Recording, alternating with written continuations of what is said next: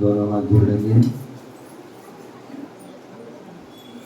और पंच परमेष्ठी भगवान का स्मरण करेंगे।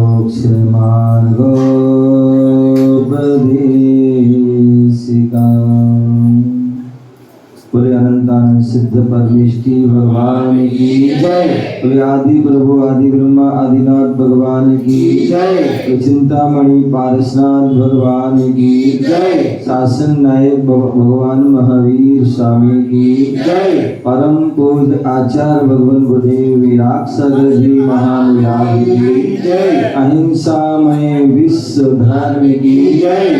तीर्थराज संवेद शिखर की जय। परम पूज्य उपाध्याय श्री विश्व सागर जी महाविराज की जय। नमस्ते नमस्ते नमस्ते।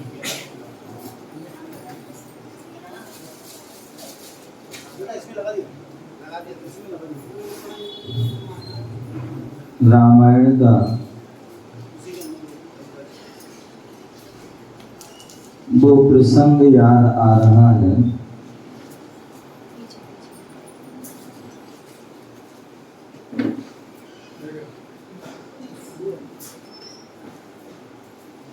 जब लंकाधिपति रावण मृत्यु शैया पर लेटा हुआ था, घायल अवस्था आदि में, और जीवन की अंतिम सांसों को गिन रहा था।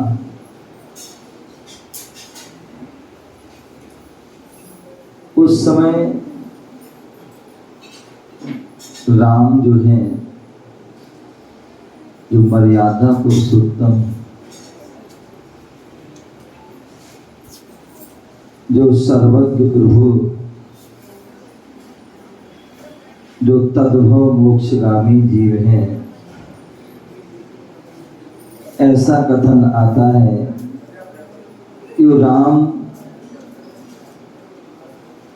वह लक्ष्मण को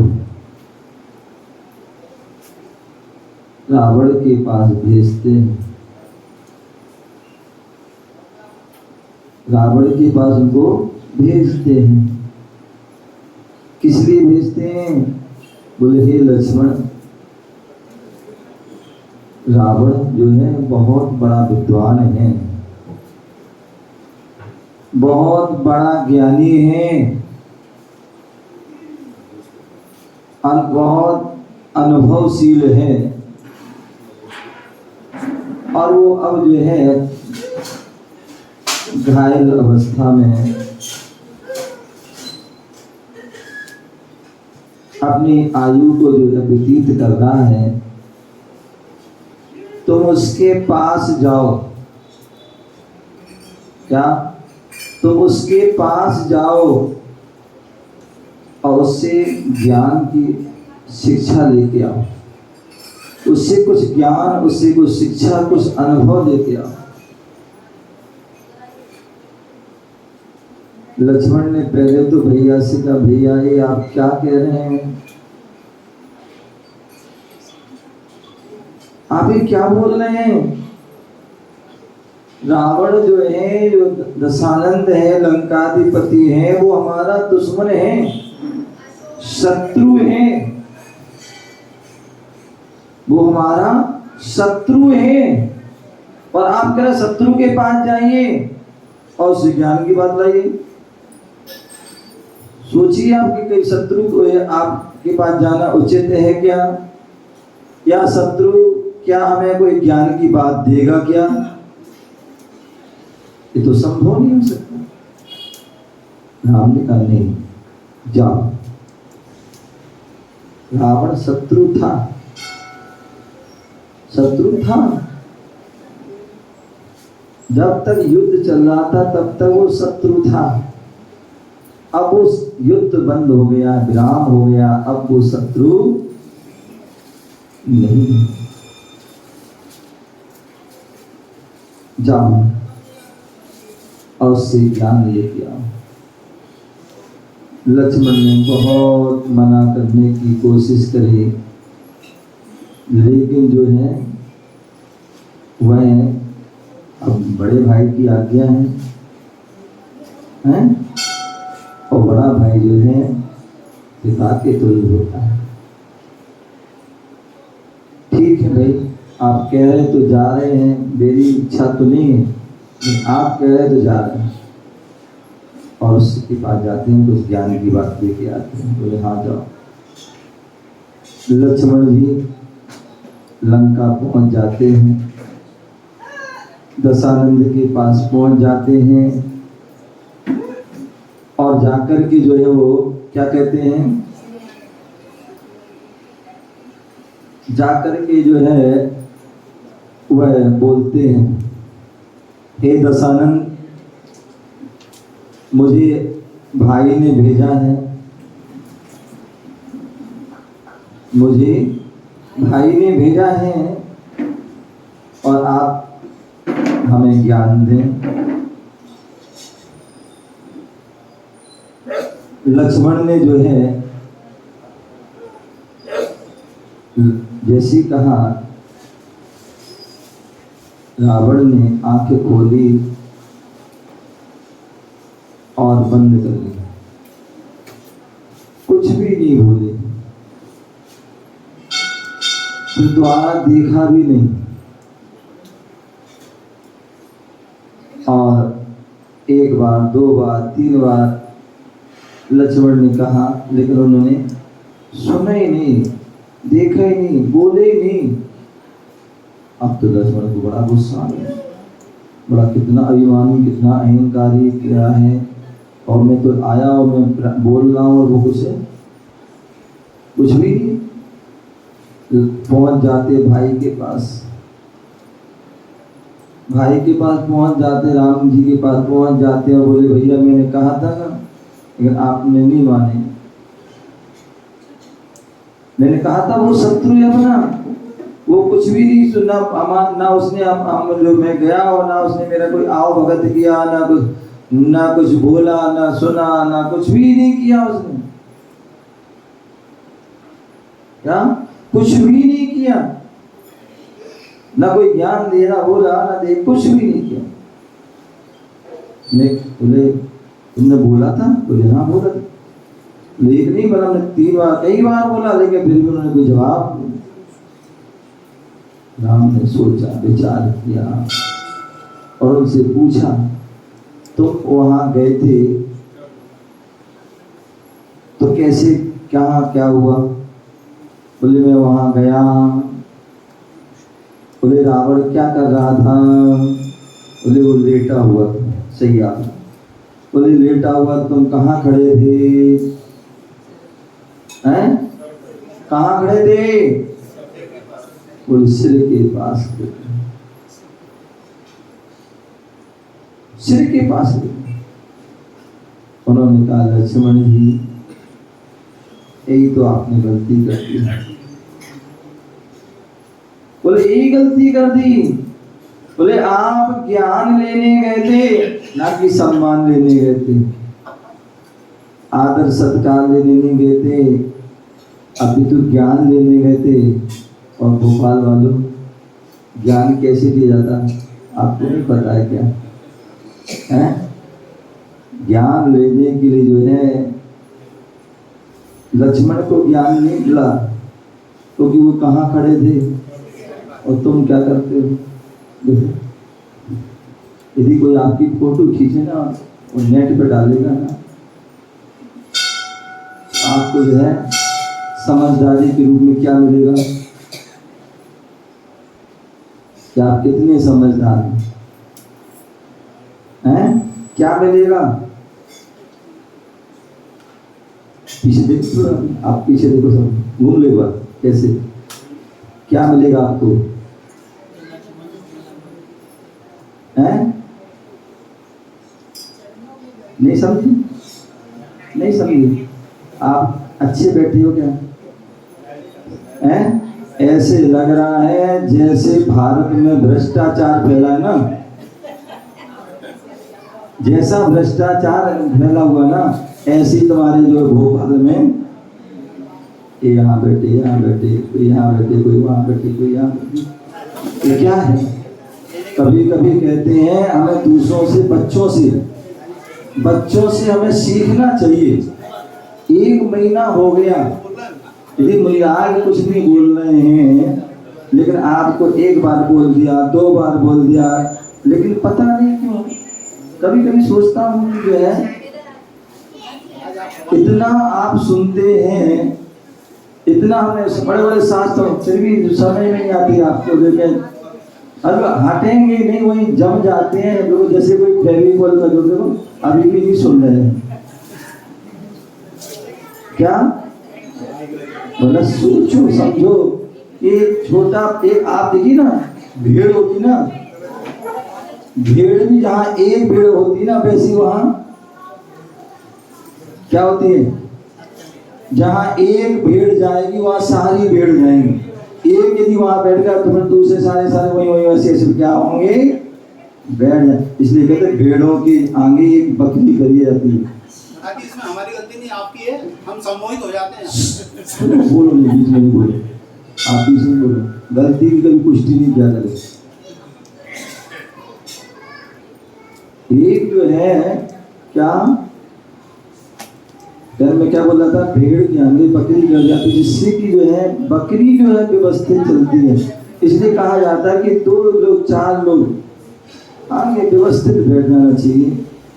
2 लोग बैठ जाए, 4 लोग यहाँ महिलाएं बैठ जाए, अपने आप जो है लाइन होती है।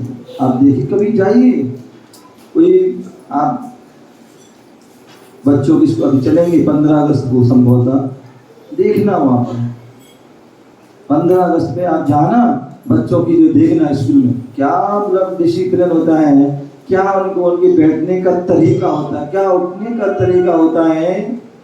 आप मिलिट्री जो 26-15 अगस्त पर जो है मिलिट्री की जो क्या होती है परेड होती, वहां पर एक जो है सूत भी उनकी लाइन गड़बड़ नहीं हो सकती। अगर एक सूत भी यदि गड़बड़ हो गई ना तो वहां तुरंत जो है, मालूम हम लोग चतुर्मास है डबरा में, तो डबरा के आगे जो है गवारी जाते हैं, रास्ते में टेकनपुर मिलता है। टेकनपुर में जो है मिलिट्री का जो है वो कैंप पूरा वो है, प्रशिक्षण का केंद्र आदि है। अम्बाला भी गया मैं, जो वहाँ पर कई जगह मतलब देहरादून में वहाँ पर ये चीजें हैं। तो वहाँ हम लोगों ने देखा कि क्या उनका डिसिप्लिन, मतलब एक मतलब जो है उन्होंने जो भी बोला, मैंने विश्राम सावधान आदि, एक साथ उनके मतलब पैर उठेंगे, एक साथ पैर रखे जाएंगे, एक साथ आवाज आएगी, एक साथ हाथ उठेगा, मतलब पूरी क्या, बोले थोड़ी सी वहां मिट्टी हो जाती, वहां पर 5-5 किलोमीटर, बोले जाओ आज तुम्हारा पनिशमेंट है।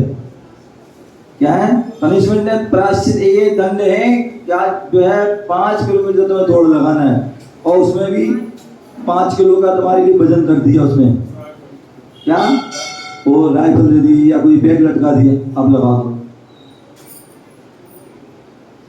कहीं उनसे किसी से कह दिया आज तुमने ये गलती तुम्हारी है, वैसे तो होती नहीं, और होती बोले आज तुम्हें पूरे प्रांगण में सफाई करना है,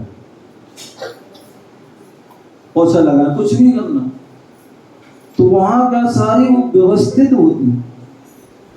तो उसी प्रकार बोले भले में 4 लोग हों, लेकिन अगर 4 लोग व्यवस्थित होंगे तो 400 भी व्यवस्थित बैठ जाए। इस मामले में मैंने पहले भी सारी बार बताया था, श्वेतांबरों में स्थानक आदि में मैं प्रवचन करने जाता हूँ, जब भी क्या उनके मतलब हम लोगों के लिए प्रवचन करना है, कुर्सी लगाना पड़ेगी, फर्श बिछाना पड़ेगा, और भी गद्दी बद्दी सफेदी और ये वादी बहुत सारी व्यवस्था करना है, वहाँ कुछ भी व्यवस्था नहीं होती। हॉल है, क्या है? हॉल है, आसन रखे हैं उनके 1.5x2 आदि में 2 आते हैं बैठने का, तो कपड़े के आसन रखे हैं। व्यक्ति अपना अपना, चाहे वो रोडपति हो चाहे वो करोड़पति हो, अपने अपने आएंगे, चाहे वो प्रधानमंत्री भी क्यों ना है, चाहे वो अध्यक्ष हो, कोई भी हो, अपना आसन उठाएंगे, पुरुष वर्ग अपनी लाइन में बैठेंगे और महिलाएं अपनी आसन बैठ, कोई मतलब फर्श बिछाने के लिए कुछ नहीं, अपना आसन उठाया और अपने व्यवस्थित बैठ गए, पट्टी आदि जो भी उनकी होती है वो लगाए और अपने बैठ जाते। और हमारे यहाँ तो जो है क्या होता है, उपदेश होगा, चालू हुआ, तब वो लोग अलग होंगे, और उसके बाद फिर कुछ होंगे, फिर कुछ लास्ट तक जो है पूरा शुरू से लास्ट तक जो रहता है। लेकिन वहाँ यदि प्रवचन 8 बजे हैं, प्रवचन 8 बजे हैं, तो आज 7:50 पे 7:55 पे पूरा जो है हॉल भर जाएगा, व्यवस्थित और बिल्कुल शांत,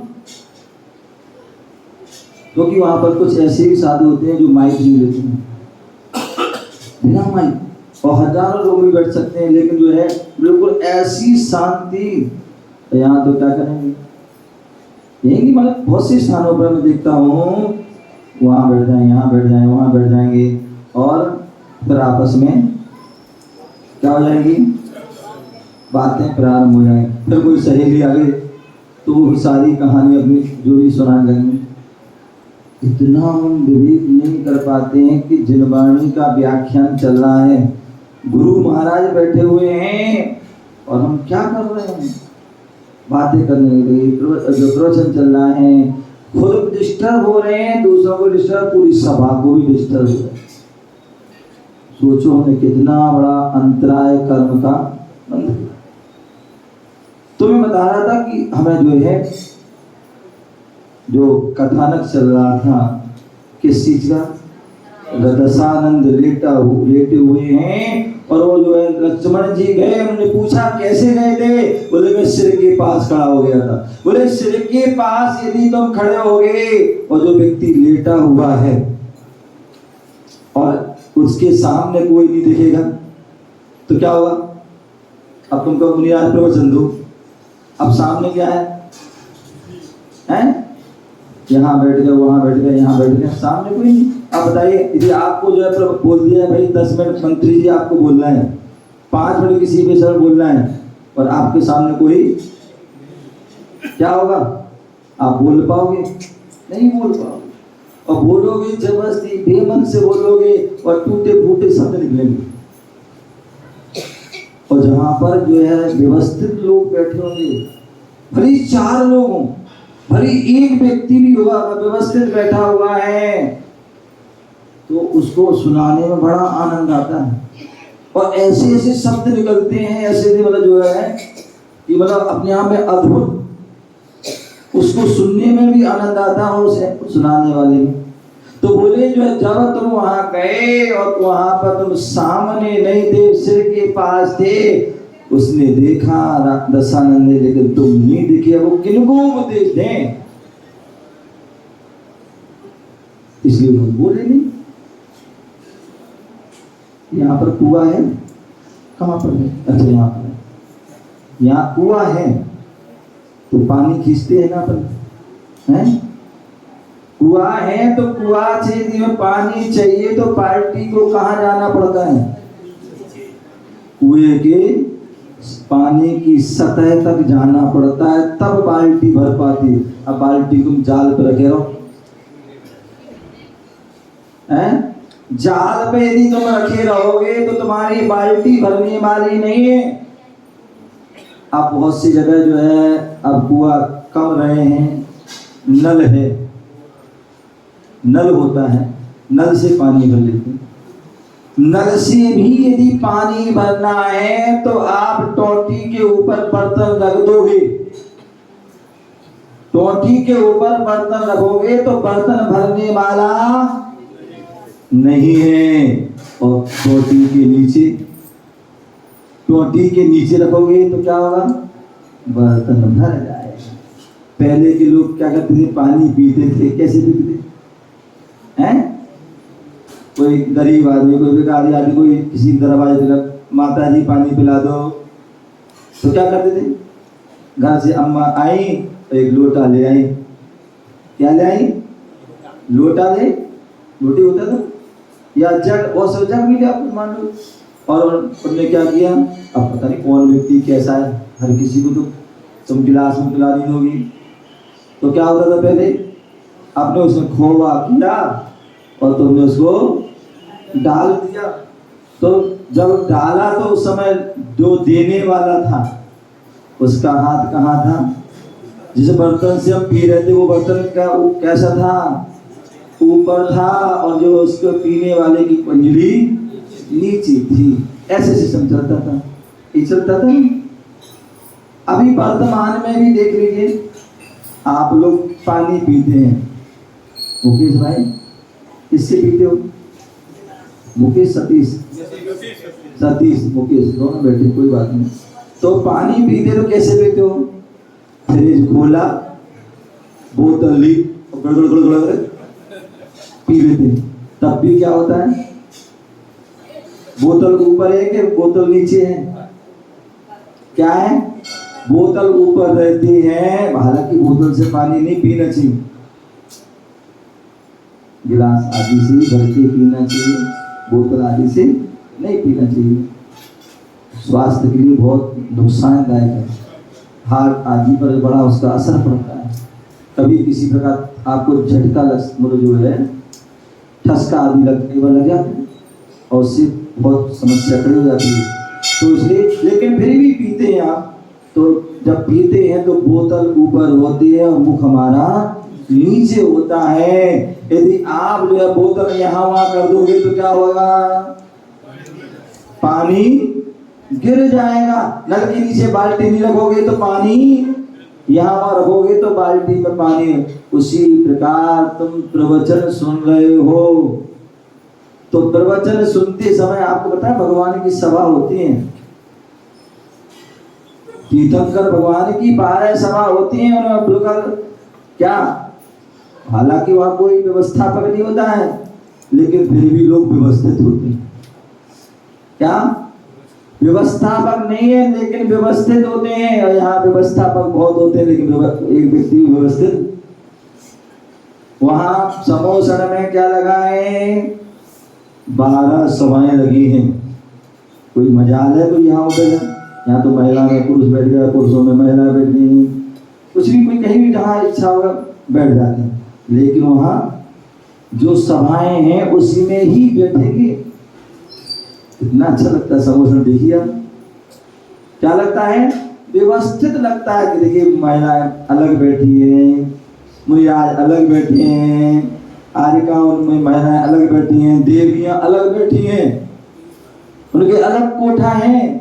व्यंतर वाली व्यंतर में, जो भवनवासी भवन वाले हैं, ज्योतिष वाले ज्योतिष में, कल्पवासी कल्पवासी, इसी प्रकार चारों देवी, चारों जाति अलग अलग व्यवस्थित बैठते हैं। कितना अच्छा लगता है। मनुष्य अलग बैठते हैं, त्रेंच अलग बैठते हैं, त्रेंच भी बैठते हैं, लेकिन सब व्यवस्थित, कोई किसी को डिस्टर्ब नहीं करता। तो कितनी अच्छी सभा लगती है। तो ऐसी ही हमें भी जो है सभा है। आज यदि यहाँ पर तुम बैठोगे ना व्यवस्थित, तो ध्यान रखना अगल आगे भाव में तुम्हें सम्मोषण में जगह मिलेगी। अन्यथा तुम देखते हो कई बार जब भगवान का पंचकला आदि प्रतिष्ठा होती है तो वहां पर सम्मोषण लगता है, और व्यंतरवासी भवनवासी आदि देव आते हैं ऊधम करते हुए, तो क्या होते हैं उनको वहीं रोक दिया, बोले तुम सम्मोषण में नहीं जा सकते। सम्मोषण में जाना है तो पहले व्यवस्थित हो। क्या सम्मोषण में व्यवस्थित व्यक्ति ही जा सकता है, इसलिए व्यवस्थित हो तो जाओगे, ये ऊधम मचाते नहीं जाओगे, जो व्यवस्थित हो। तो कहने का तात्पर्य रोक दिया जाता है, फिर सम्मोषण नहीं करते। तो इसलिए आज यदि हम व्यवस्थित होकर के यहाँ गुरुओं की सभाओं को सुनते हैं तो ध्यान रखना आगे आपको सम्मोषण मिलने का सौभाग्य, सम्मोषण बैठने का सौभाग्य मिलेगा। और यदि आज हम यहाँ व्यवस्थित नहीं बैठे, कहीं के नहीं बैठ गए, तो बोले तुम व्यवस्थित नहीं हो, तुम सम्मोषण में बैठने के लायक नहीं हो, बाहर हो। तो क्या कह रहे थे वह जो राम ने कहा तुम व्यवस्थित नहीं हुए थे, इसलिए तुम्हें दिव्य ध्वनि या तुम्हें जो उनकी जो है ज्ञान नहीं मिला, उपदेश नहीं मिला। मान लीजिए आप यहाँ बैठ जाओ, सब लोग हैं बैठ जाओ यहाँ, और उपदेश दो में, क्या मिलेगा उपदेश आपको? नहीं मिलेगा। जब तुम सामने बैठोगे, व्यवस्थित बैठोगे, तभी उपदेश मिलेगा, और तभी तुम्हें उपदेश सुनने में आनंद। तो बोले जो है अब फिर तुरंत द्वारा जाओ। राम ने कहा कि आप पुनः जाइए, कहाँ जाइए?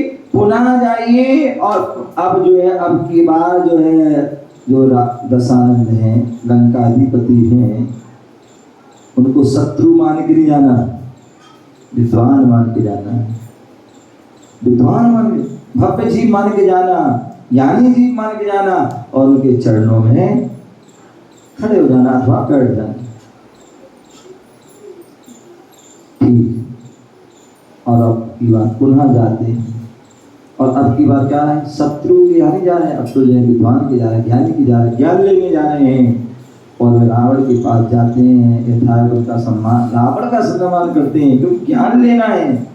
और फिर उनके पास सामने बैठ जाते हैं। हे दशानंद, हमारे भ्राता श्री ने जो है आपके पास भेजा है, कृपया कर आप मुझे ज्ञान दें, मुझे जो है बोध दें, अपने जीवन के अनुभव बताएं। तब रावण की आंख खोल के देखते हैं, सामने लक्ष्मण बैठे हैं। तब उन्होंने अपनी बात प्रारंभ करती और उनको उपदेश देते हैं। और उपदेश देने के बाद जो है जब पूरा होता है, लक्ष्मण बड़े मन से सुनकर के उनको वापसी आते हैं। तब लक्ष्मण से फिर पूछा गया, तो उन्होंने फिर बताया कि हाँ अब की बार तो उन्होंने देखा भी, मुझे मुस्कुराए भी, प्रसन्न भी हुए, और उन्होंने उपदेश भी दिया। उन्होंने देखा ना, बोले ये हुआ ना, आप व्यवस्थित होके गए, सुनने के उद्देश्य से गए, ले पाने के उद्देश्य से गए, विनय भाव से गए, तो आपको जो है क्या मिला? बाल्टी जो है कुएं में गई और झुक गई। क्या गई? झुकी, तभी जो है वो भर पाई। उसी प्रकार हे भोपाल वालों, अशोकानंद, बहुत अच्छी समाधि, आप बहुत अच्छी धर्मात्मा हो और अच्छी बनी, क्योंकि हमारा जैन धर्म का जितने अच्छे बनोगे उतने हम ऊपर जाएंगे, समझ गए ना? उतनी जल्दी हमारा कल्याण होगा।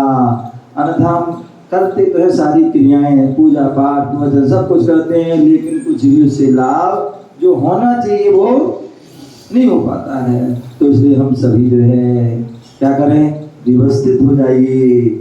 और अभी सुन रहे थे आप कि जो है अब भादों का महीना आ गया है। क्या आज से जो है भादों कृष्ण जो है बधी जो है एकम लग गई है, और आज से जो है 16 कार्ड पर्व लग गए हैं, और अश्विन वधी एकम तक वह जो है पूरे चल रहे हैं 16 कारण के। तो इन 16 कारणों के जो व्रत चालू हो गए हैं, पर्वों का जो है महीना, बोले पर सारे पर महीनों में अधिक श्रेष्ठ महिमा है वो भादों के महीना की जो है महिमा है। तो भादों का महीना ऐसा हो। वैसे तो जो है जो 16 कारण और भी आते हैं, चैत में आते हैं और माघ में आते हैं, उसमें भी आते हैं, उसमें भी कोई व्रत होते हैं। लेकिन एक भादों का महीना थोड़ा विशेष होता है, क्योंकि ये चातुर्मास का समय होता है, और चातुर्मास में हमें गुरुजनों का सानिध्य भी मिल जाता है।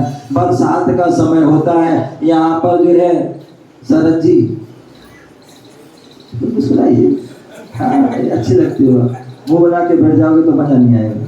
तो जो है क्या भादों के महीने में जो है क्या होता है, व्यापार आदि भी मंदा हो जाता है, सारग आदि भी क्या होते हैं, बंद हो जाते हैं, और मौसम आदि भी अच्छा होता है। तो इसलिए जो भादों का महीना अनुकूल होता है, तो इसलिए जो पूरे भारत में पूरे विश्व में जो है इस भादों के महीने को व्यक्ति क्या करता है, उसमें व्यवस्थित हो जाता है। अभी तक 11 महीने उसने कुछ भी किया हो, 11 महीने कुछ भी किया हो, लेकिन अब वह सोचता है व्यक्ति जो जैन होगा, बोले अब भादों का लगता है कुछ ना कुछ करो, अपने आप स्वयं को करने लगो। नहीं करता तो मम्मी है, पहले तो प्रेम से कहेंगी, फिर जो नहीं मानोगे तो फिर जो है डांट टकार के भी कहती हैं। तो फिर उसमें तो व्यक्ति अब जो बात टिप्पणी में भी ना माने तो फिर तो उसको तो हालांकि सब मान जाते हैं, और जो है वो 1 महीने की लगभग जो है क्या करते हैं, 1 महीने अपनी कुछ ना कुछ नियम संयम को धारण कर लेते हैं।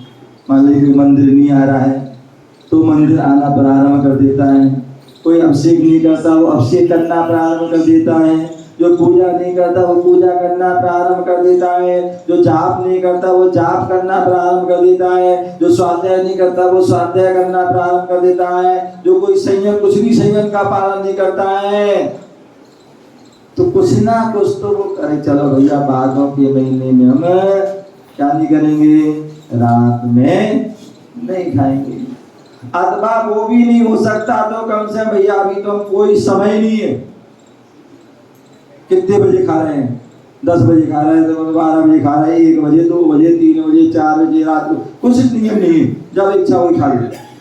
अब जो है भादों के महीने कुछ अगर वो नहीं भी कर पा रात्रि में तो कम से तो कर ले 10 बजे के बाद, 8 बजे के बाद है, या 12 बजे के बाद जो है कुछ ना कुछ जो है वो करता है भैया अब जो है हम नहीं करेंगे। या कोई जो और कोई अच्छा कर सकता तो बात वाला जो है रात में ही नहीं खाएंगे, या रात में अनाज नहीं खाएंगे, या जो कर सकता है वो चारों प्रकार की जो है आहार का भी त्याग कर देता है, या कोई बाजार में बने जो भी जिसकी सर। अब बहुत सी उपवास भी करते हैं, कितने सारे लोगों ने आज जो है बहुत सारे पहले से नियम जो आज भी नियम लिए कि हम जो है 10 लक्षण जो 16 काम में 16 उपवास करेंगे, या कोई 16 दिन के जो है जो 1 महीना एक आसन करेंगे, कोई हरि का त्याग, कोई कुछ ना कुछ आदि जो है वो नियम ले रहे हैं। तो हम सभी जो है व्यवस्थित हो जाए और अपने जो है शुद्ध भोजन आदि मत करें। जैसे साधु जो है शुद्ध भोजन करते हैं, कम से कम 1 महीना जो है शुद्ध भोजन करिए। आप मैंने कहा था पहले दिन स्थापना, यदि आप शुद्ध भोजन करते हो तो आपका मन जो है आचरण शुद्ध होगा, मन शुद्ध होंगे, वचन शुद्ध होंगे, और काय भी शुद्ध होगी, और परिणाम भी शुद्ध हो जाएंगे। तो इसलिए जो है हम शुद्ध भोजन आदि कर सकते हैं। आत्मा हम जो है बाजार का बना त्याग कर, सब वस्तुओं का त्याग कर सकते हैं, रात्रि भोजन का त्याग कर सकते हैं, जमीन का आदि का जो हम कर जितना हम कर सकते हैं अपनी शक्ति अनुसार जो है आज से जो है अपनी कुछ ना कुछ नियम जरूर धारण कर लेना। नियम मंदिर पूजन जाप आदि जो है स्वाध्याय थोड़ा जो भी हम कर सकते हैं उसको जो पहले चलता था उससे कुछ ना कुछ जो है जरूर वृद्धि करेंगे। तो निश्चित ही जो है हमारा एक माह की साधना, एक माह की तपस्या, एक माह की हमारी आराधना, एक माह की हमारी जो है अर्चना जो भी है वह हमारे जो है पूरे जीवन को श्रेष्ठ बनाने वाली है, हमारे पूरे साल को जो है व्यवस्थित करने वाली होती है। किसान जो है 4 महीने के लिए व्यवस्थित हो जाता है तभी उसे फसल आदि मिलती है, अन्यथा यदि 4 महीने की व्यवस्थित नहीं रहेगा तो उसे कुछ भी मिलने वाला नहीं है। साधु संत होते हैं वो भी अपनी विशेष 4 माह विशेष साधना तपस्या आराधना आदि वह क्या करते हैं, संयम आदि का विशेष पालन करते हैं और वो पूरे साल भर तक उनकी वह ऊर्जा काम होती है। हम सभी अपने जीवन में जो है वह 10 लक्षण पर्व भादों का महीना 16 कण आदि का जो पर्व है वह हमें व्यवस्थित करने के आया है। हम अपने काय को भी व्यवस्थित करें, अपने मन को भी व्यवस्थित करें और अपने वचनों को भी व्यवस्थित करें, तभी हम जो है हमारा जीवन श्रेष्ठ और महान बनेगा।